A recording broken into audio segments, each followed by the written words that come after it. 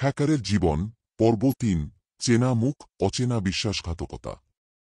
টসচেও দিনকে দিন আরও পরিচিত হয়ে উঠছিল, যদিও কেউ জানত না সে আসলে কে।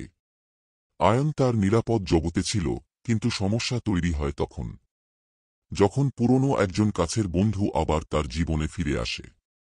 তার নাম রিফাত। তারা একসাথে কলেজে পড়ত। রিফাত তখনই এথিকো হ্যাকিংয়ে আগ্রহী ছিল, তবে তার মধ্যে একটা জিনিস সবসময় ছিল, এর লোভ। অনেক বছর পর হঠাৎ একদিন রিফাত তাকে খুঁজে বের করে।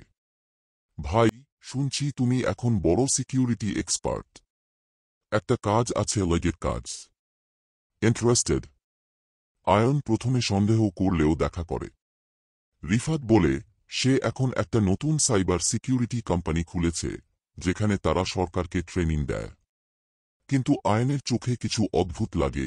রিফাতের ভাষা, তার অফিসে কিছু সন্দেহজনক সার্ভার এবং এক অচেনা মুখ যে আয়নের সম্পর্কে আগে থেকেই অনেক কিছু জানে। শুরু হয় খোঁজ। জস্টজেও হয়ে আয়ন এক রাতে রিফাতের কোম্পানির নেটওয়ার্কে ঢুকে পড়ে। সে যা দেখে তাতে তার মাথা ঘুরে যায়। রিফাতের সিকিউরিটি ফার্ম আসলে ছিল একটি হিডেন সাইবার এক্সচেঞ্জ, যেখানে দেশের সরকারি তথ্য বিক্রি করা হতো বিদেশি ক্লায়েন্টদের কাছে। এমনকি গাস্টজেরো নামেও একটা ফোল্ডার ছিল, যার মধ্যে ছিল আয়নের আসল পরিচয়ের কিছু ক্লু। এর মানে রিফাত জানে সে কে। বিচারের মুহূর্ত।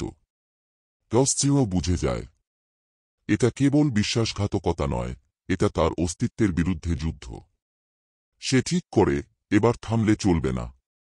সে একটি শক্তিশালী স্ক্রিপ্ট লেখে, যা রিফাতের কোম্পানির সার্ভারে থাকা সব দুর্নীতির প্রমাণ একসাথে বাংলাদেশের সাইবার ক্রাইম ইউনিট ও কিছু নির্ভরযোগ্য সাংবাদিকদের কাছে পাঠিয়ে দেয়।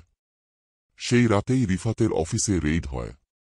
রিফাত ধরা পড়ে, তবে সে যাওয়ার আগে বলেছিল, তুই নিজেকে বাঁচাতে পারবি না আয়ন। কস্টজেও বেশিদিন গোপন থাকবে না। শেষ দৃশ্য, রাত ৩টা। আয়ন ল্যাপটপ বন্ধ করে দেয়।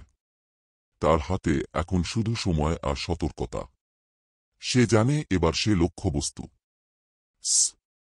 কস্টজেও আর শুধু ছায়ার পেছনে লুকিয়ে থাকতে পারবে না। তাকে এবার যুদ্ধের সামনে আসতে হবে।